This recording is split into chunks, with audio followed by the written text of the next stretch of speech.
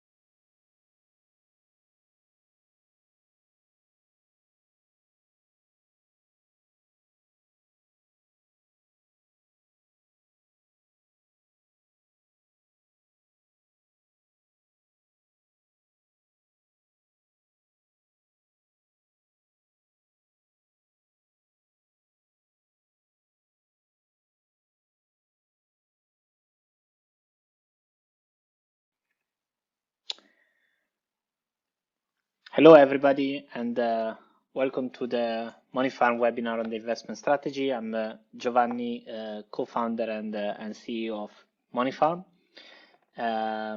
If you want to move further, why are we doing this? I think that I just want to say a few words, and then I will leave you to the capable hands of Richard Flax, our Chief Investment Officer. But we are really proud of the new work we've done on our investment strategy.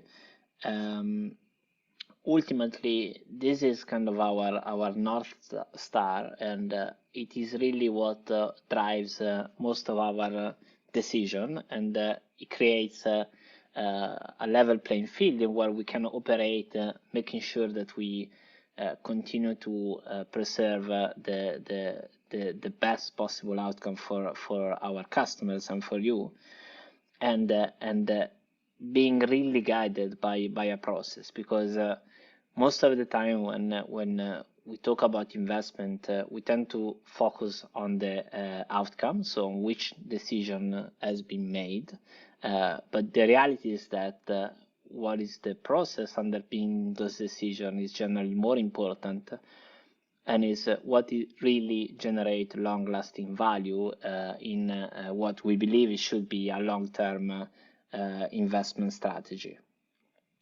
So trying to distill that and creating this document, this book that we have shared with you, it really helps us clarify our view and making sure that all of you are confident that the process that underpins our decision making is structured and is tailored in a way that makes sense to generate the best outcome for our investors.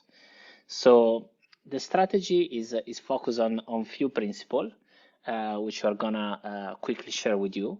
First of all, we believe in macroeconomics, so we believe that ultimately focusing on the macroeconomic fundamentals, which means that what GDP is like, what is inflation is look like, there are very few underlying factors that drives long-term financial markets behavior, and being aware of them, being mindful of them, and working on them is what we believe really generate the best possible outcome. We really believe in managing risk, because ultimately the most important rule in investment is generally try to avoid losing money, but also it's because it's about portfolio, it's about portfolio construction, it's about making sure that your risk is balanced according to who you are and your objective.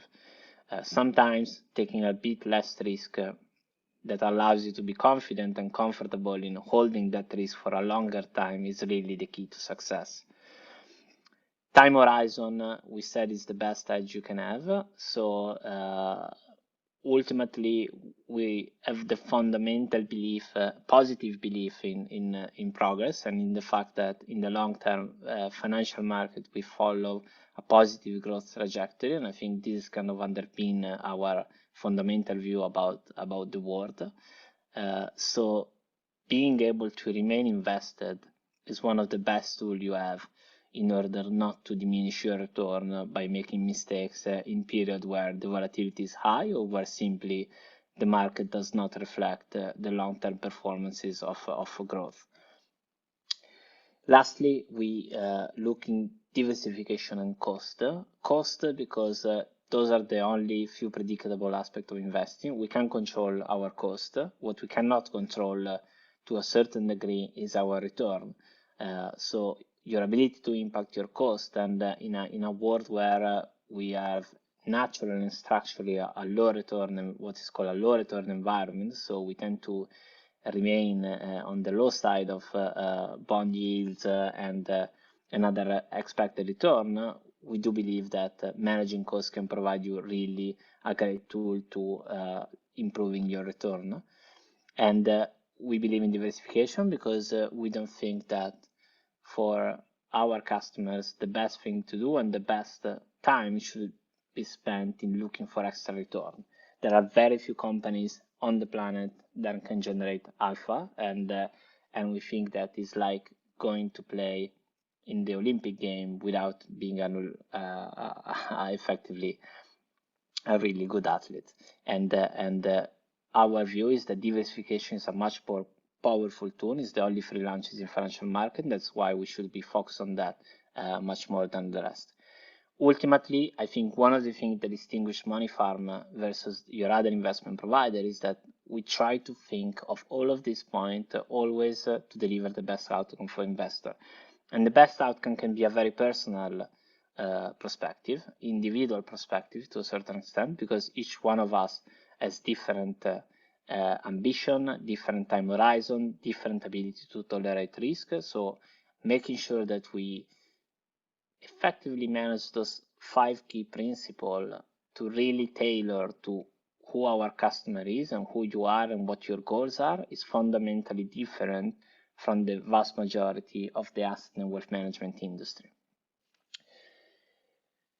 Lastly, I will talk to you about our new investment style. So we thought about sustainability and ESG, so environmental social governance, for a long time. I think Moneyfarm has built on the premises that we want to generate value for all stakeholders. This has been true from day one, and our goal is to really making sure you are invested in the best possible portfolio to effectively reach your long-term outcome and long-term goals.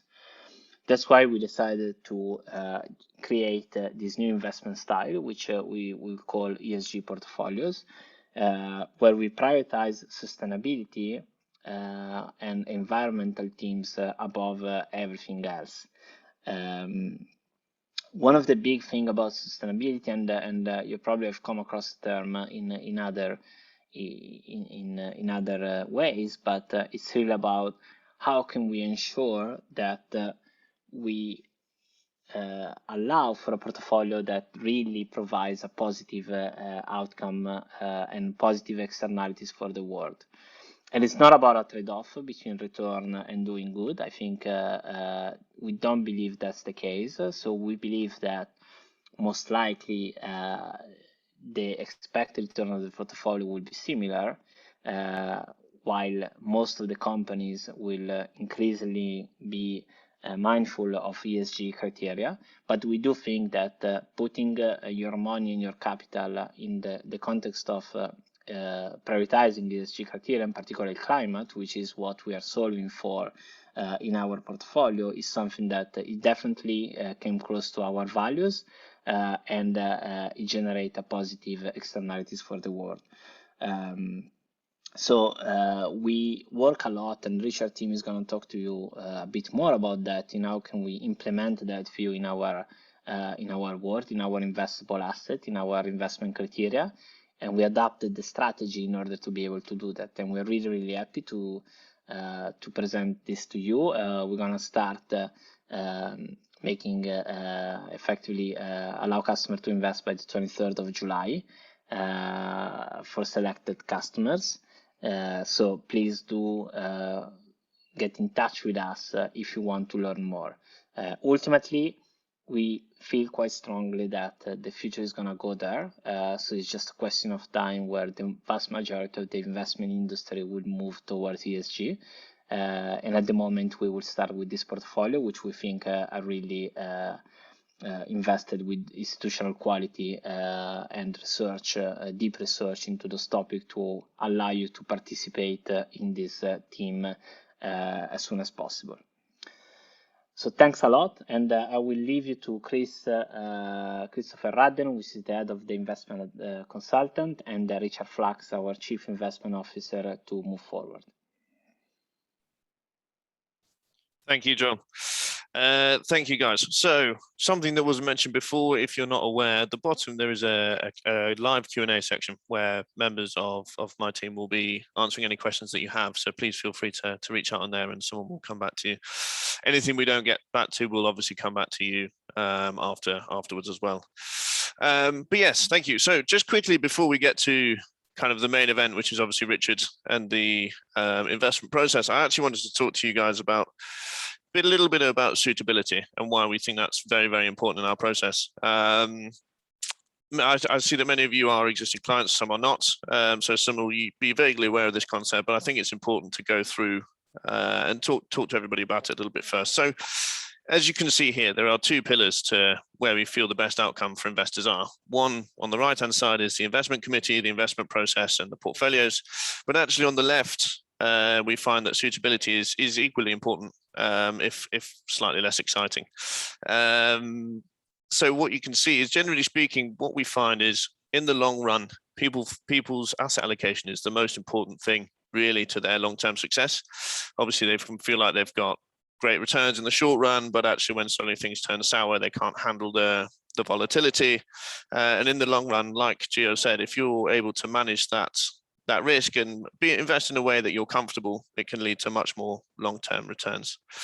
So moving on to the next slide, what does this actually look like?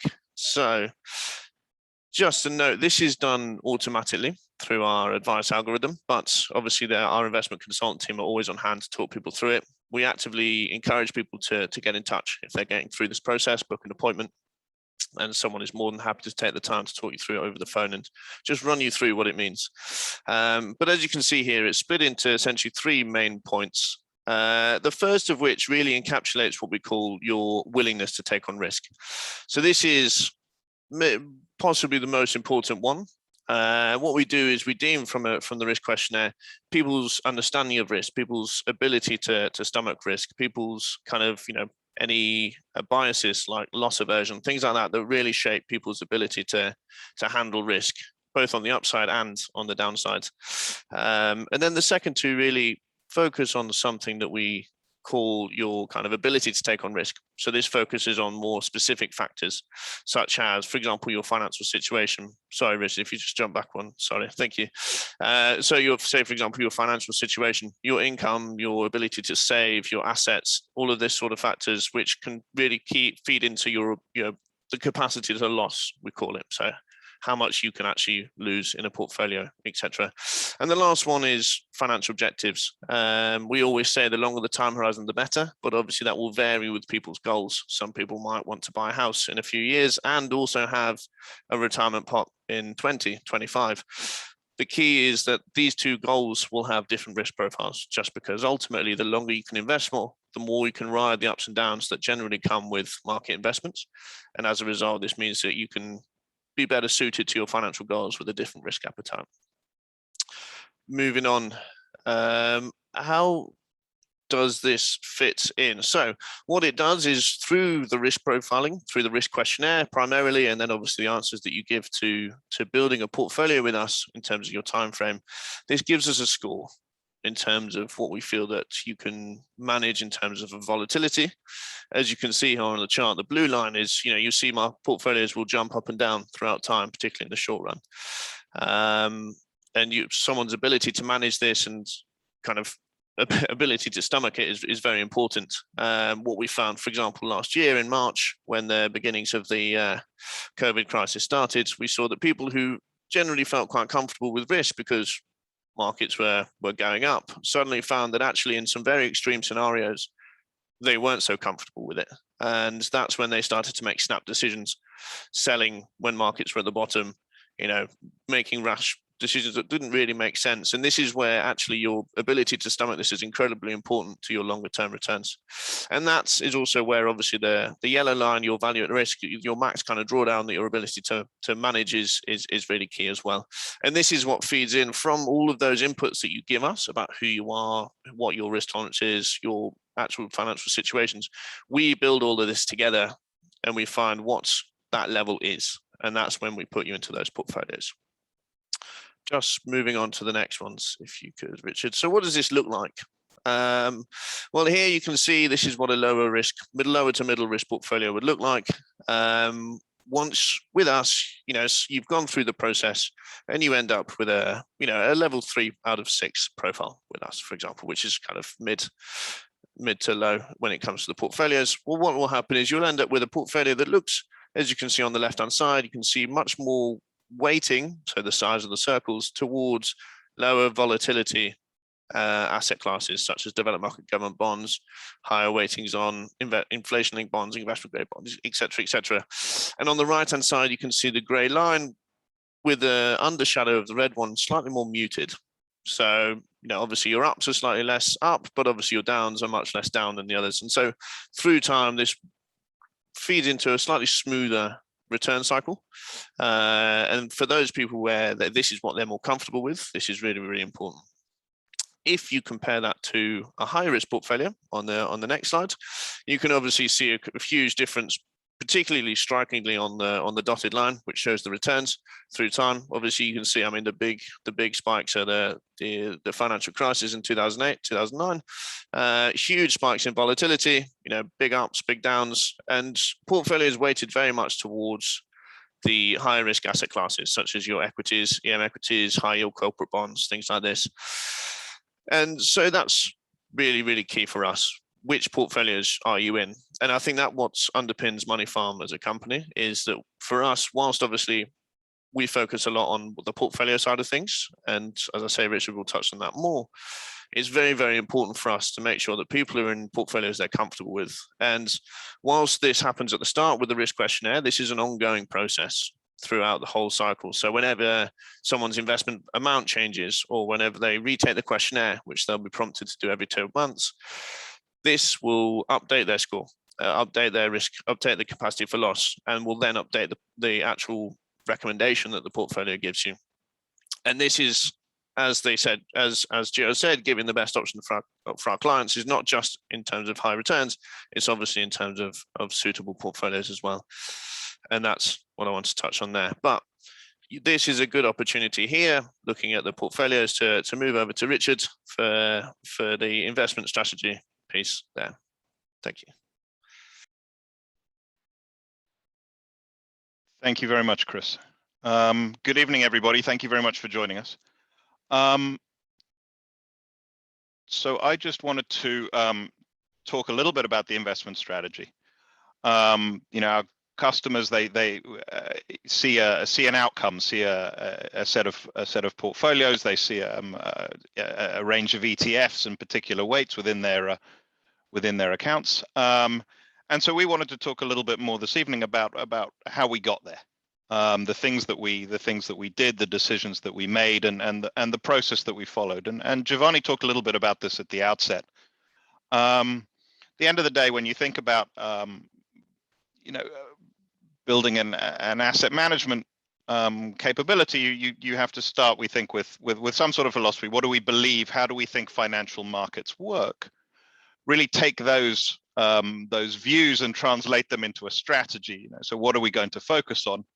and then ultimately translate that into a process. What are the steps that we're going to take every day, every week, every month to to build and monitor portfolios that are consistent with the way that we want to approach financial markets. And that's really that sort of that sort of set of steps from philosophy to strategy to process that's part of what we're going to touch on this evening. So Giovanni talked a little bit already about the philosophy of it, that markets are generally quite efficient, outperforming, and short-term trading are very challenging things to win at on a consistent basis. That we have we prefer to focus on macro variables on long time horizons. We don't really think in terms of certainty. When you're particularly forecasting the future is not about certainty. It's about thinking about possible outcomes, trying to evaluate those outcomes, trying to build scenarios and test them out, and think about how different asset classes can behave in different scenarios, and what the right way to construct a portfolio is for a particular level of risk. Again, as he mentioned, we focus on relatively low cost, on low turnover. You see, we don't change our positions terribly often. Certainly not compared to a trading mentality. And so, from an investment strategy perspective, we think about these macro variables. And we'll talk a little bit more about that. And then from a process perspective, I'll run through, what the different steps are on a day-to-day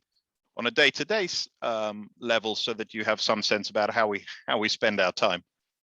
So if you think about the asset allocation process, we typically start with what we call the strategic asset allocation process.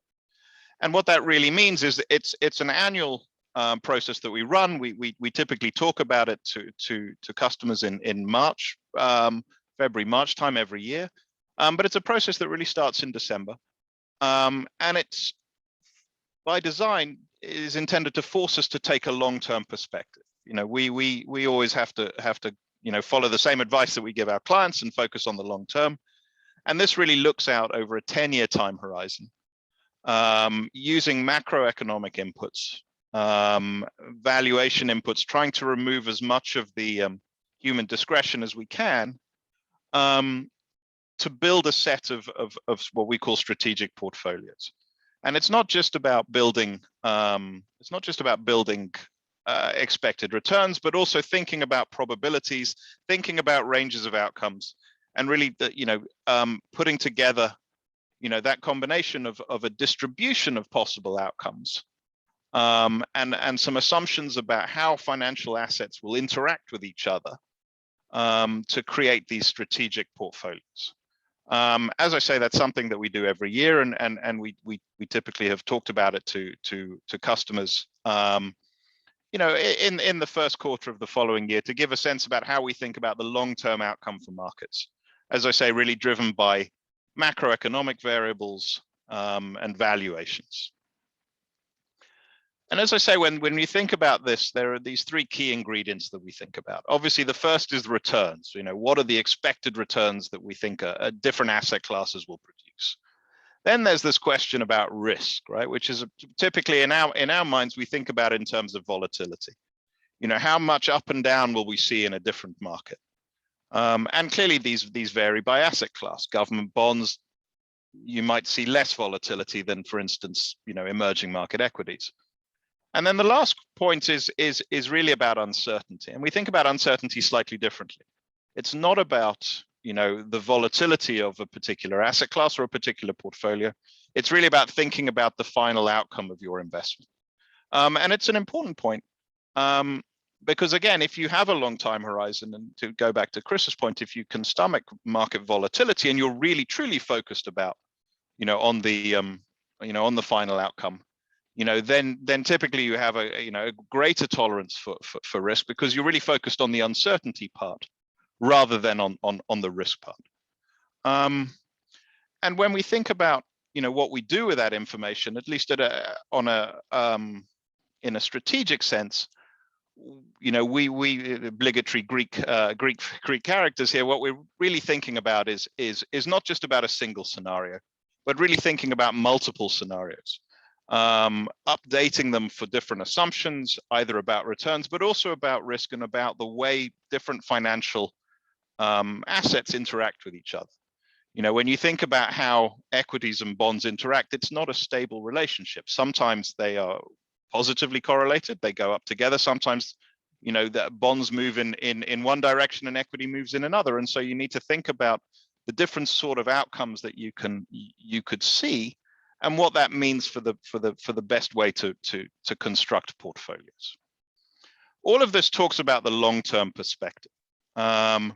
And so the question for us then is, how do we take all of this long-term thinking and translate it, the strategic thinking, and translate it into the actual portfolios that we see? And this is what we call the tactical asset allocation part of the process. And it's kind of an interesting point, because at the outset, the key assumptions that we think of, the key variables that we think about don't change. The time horizon changes a little bit. Typically, we're thinking about a 1-year time horizon. But we're thinking about the same things. We're thinking about returns, we're thinking about risk and volatility, and we're thinking about the outcome. And the chart here is kind of interesting, because the chart is telling you a couple of things. Firstly, why is it that we think about long-term outcomes? So the pinkish line, I think it's pink, looks at the 10-year returns, the annualized 10-year returns. So if you took the average of 10 years of returns and you plotted it over time, going back 30 or 40 years, this is what it would look like. The blue, I think it's blue, looks at 1-year returns. And clearly the blue is much more volatile. So in some ways, when you think about forecasting, it's perhaps a lot easier to forecast the annualized 10-year return. We forecast it with a much tighter range than you can thinking about 1 year. And that partly explains, why we focus on the long term. The long term just makes your life a little bit easier. Nonetheless, we do think about how to manage risk over the shorter time frame, and how to find extra sources of returns.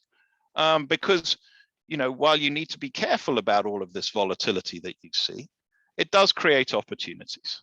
And so we need to understand how best to think about that.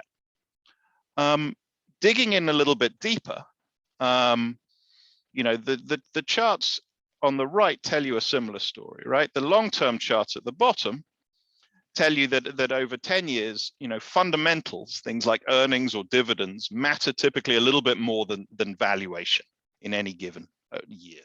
But if you look over a 1 year, it's much more variable. When you think about valuation, you're thinking a little bit more about sentiment. And sentiment is a difficult thing to think about forecasting. And when we look at it, we think about not just economic fundamentals or corporate fundamentals, but we're also thinking about positioning. Is everybody very optimistic as best as we can understand it? Are we seeing a lot of flows into risky asset classes? Will that continue? Will we see political events that maybe have a meaningful impact on the short term, but over the longer time horizon, perhaps are a little bit less relevant? And thinking about all of those different variables, those are variables that we typically spend more time on in the tactical, on a 1-year time horizon, than we do when we think about the long term, the 10-year time horizon, which we think, as the charts seem to suggest, is much more driven by, corporate earnings in the case of equities and dividends and starting valuations, and perhaps a little bit less driven by sentiment and by swings in short-term valuations that can drive markets significantly over a relatively short time horizon. So for us, the strategic is very much a set of guardrails, within which we can make some tactical decisions where we see opportunities, where we think markets are overextended, too optimistic, too pessimistic. But really, the core remains the strategic asset allocation that's creating these guardrails within which we make the tactical decisions that you see us make every few months. One more thing, to touch on, I would say, just to reiterate the point here, you see a rebalance of portfolios, and then there's a process that underpins it.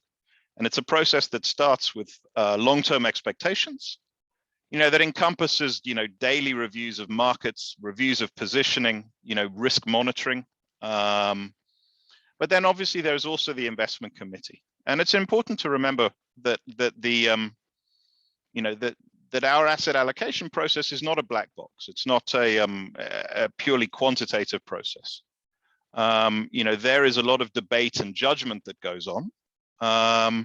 And that debate frequently takes place within the investment committee. And the investment committee, for those of you who maybe don't know, is really made up of the asset allocation team, our founders, and the heads of the investment consultants. And the goal here really is to make sure that everybody is represented.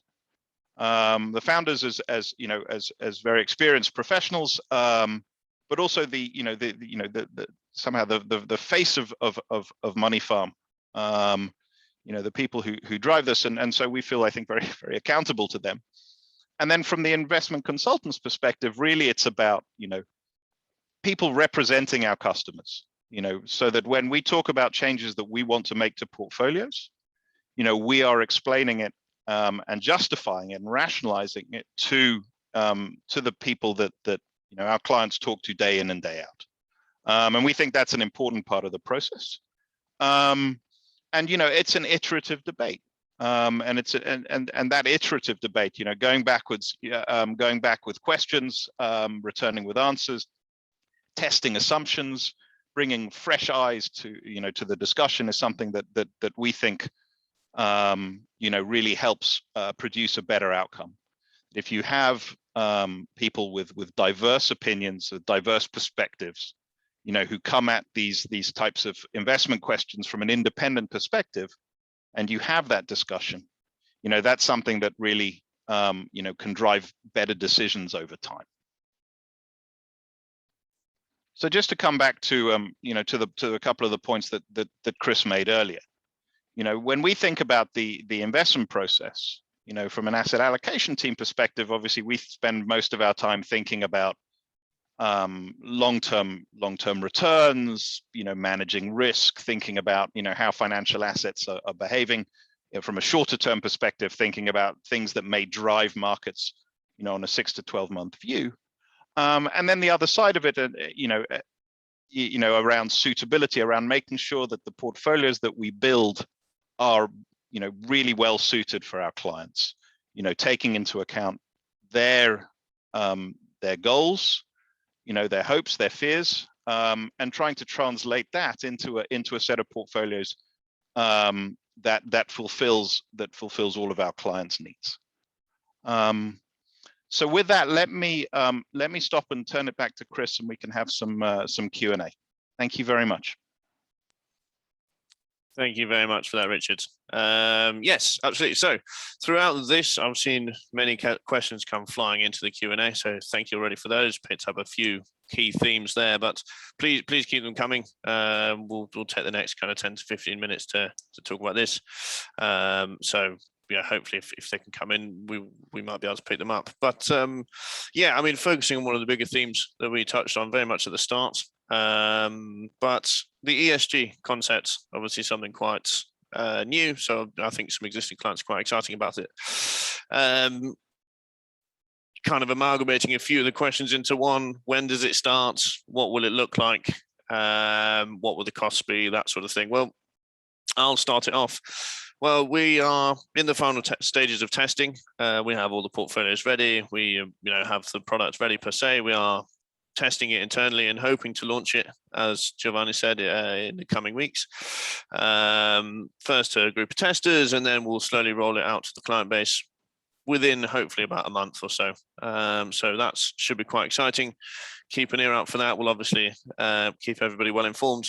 And like I said, I'd actively encourage people interested to book an appointment. You can start booking an appointment from now through your dashboard, or if you are not yet a client, from our website, then we're more than happy to talk anybody through the specifics of any details from it from there.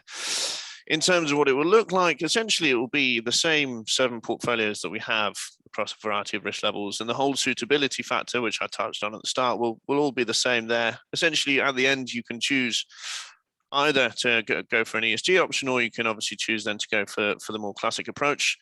As Giovanni says, we're happy to have launched it. We say that we can offer something now with more of a social kind of externality to it as well. So people are gently encouraged to take the ESG option when it arrives.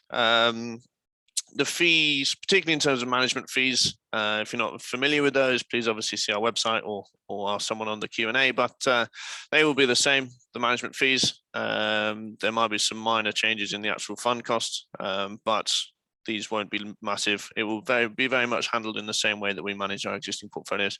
And those existing clients can add it on as an extra portfolio that they have in their thing, and obviously through the amalgamation, bring down their fee rate. Going on to the So let me just add one thing there. So when you think about the the investment process from an asset allocation perspective is broadly the same. What does change quite significantly is the process of evaluating ETFs. Obviously, there are a lot of ETFs around. There are a lot of ETFs that have a sustainability label attached to them. And part of the process, I would say, probably from an asset allocation perspective, the lion's share of the work was really evaluating the ETFs that are out there, understanding how they've been constructed, what those preferences are, and selecting ones that we think were the most appropriate. And philosophically, our starting point was that we wanted these ESG portfolios to look different from our classic portfolios. We wanted them to have different metrics from an ESG perspective, and I think we're going to be able to share some of the differences with you when we do launch. And it's I guess the other point to make is that it's it's the start of from our perspective, it's the start of a process. We think that the ESG space, the sustainability space, will continue to evolve. We will see increasing quantities and quality of data, for instance, as companies work harder to show and measure themselves. We think that and as a result of that, we think that there will be a continuing innovation particularly within the ETF space. And that's something that we will continue to follow and adjust portfolios, and adjust the way that the instruments that we use as time goes by. But as Chris says, our management fee doesn't change. We'll share details around the approach that we've taken with our ETF selection in particular. But it's something that we've spent a good amount of time on, and something that we think will continue to evolve. Absolutely. And just I see a question there from Deepak, which is very relevant in what you just mentioned.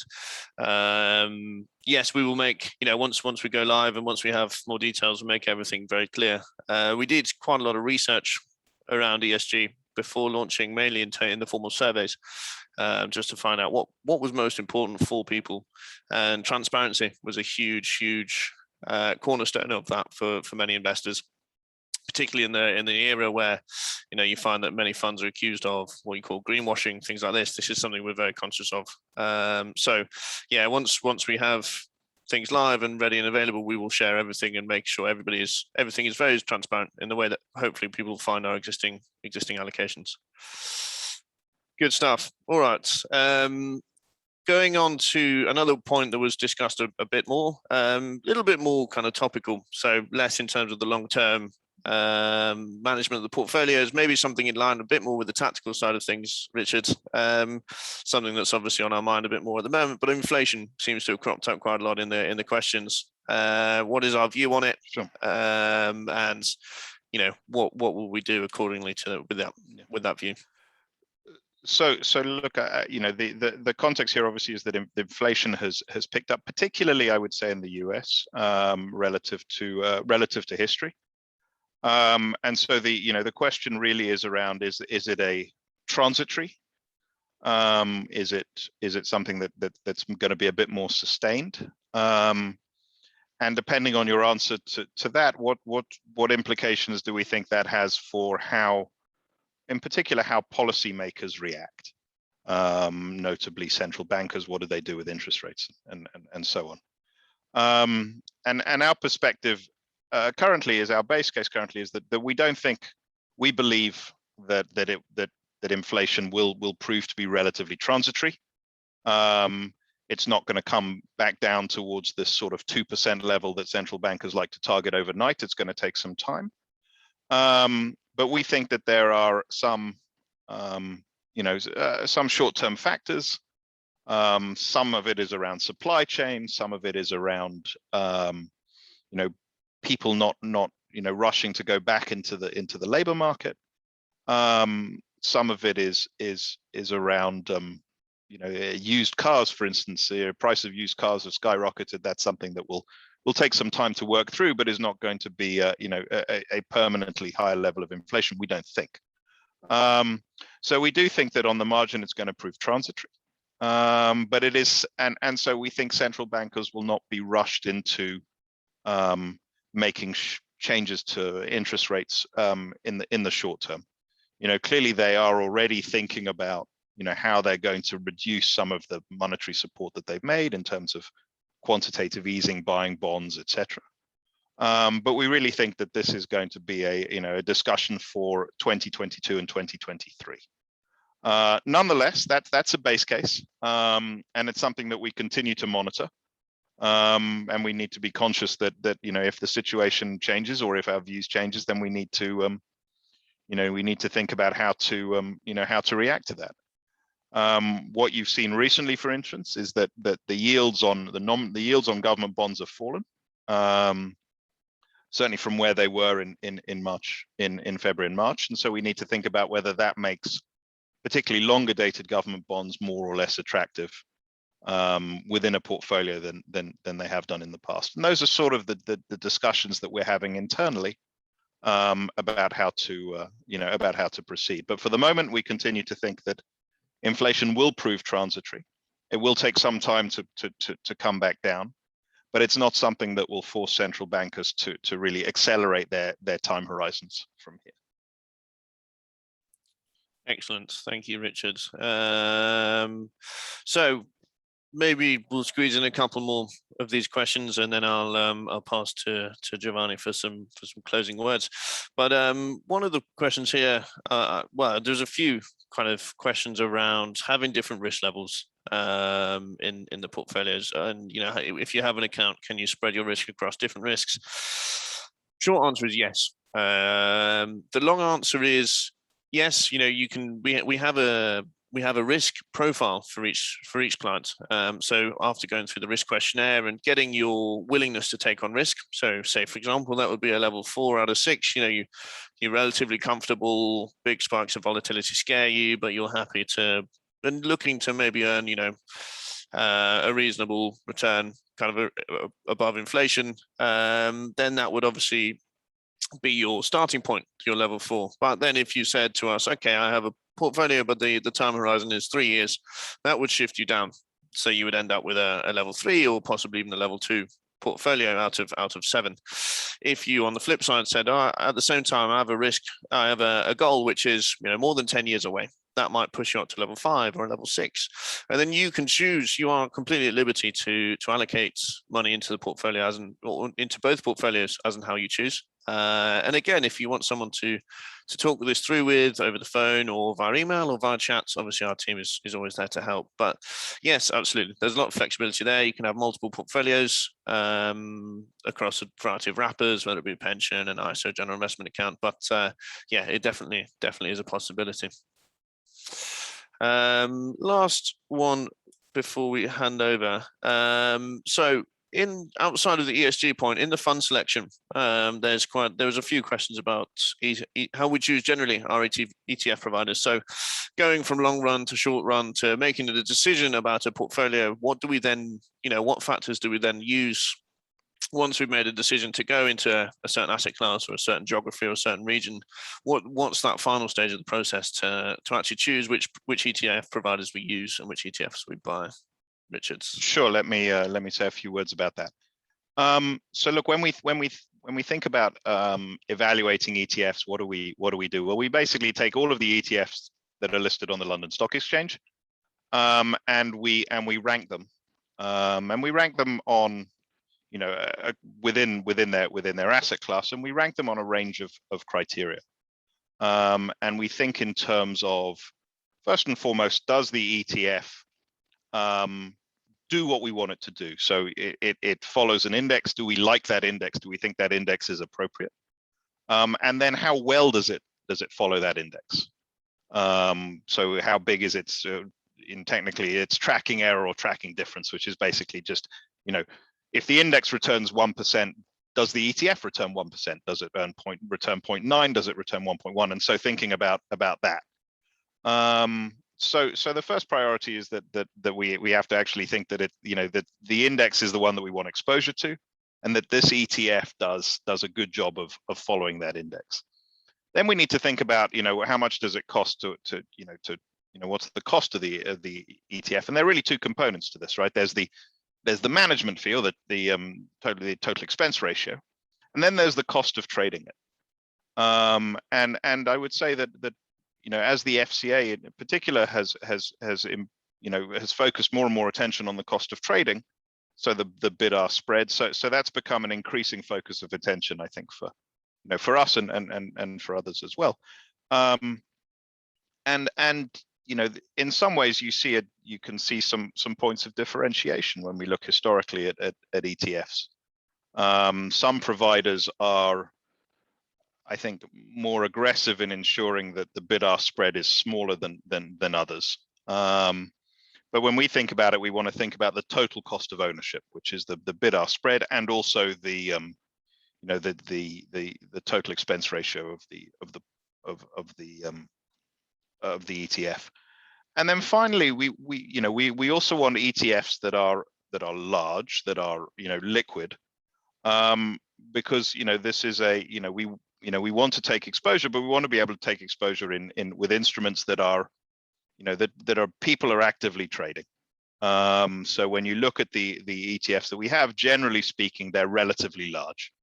And we won't typically own an ETF that has less than 100 million pounds of assets under management across all of its different classes, share classes.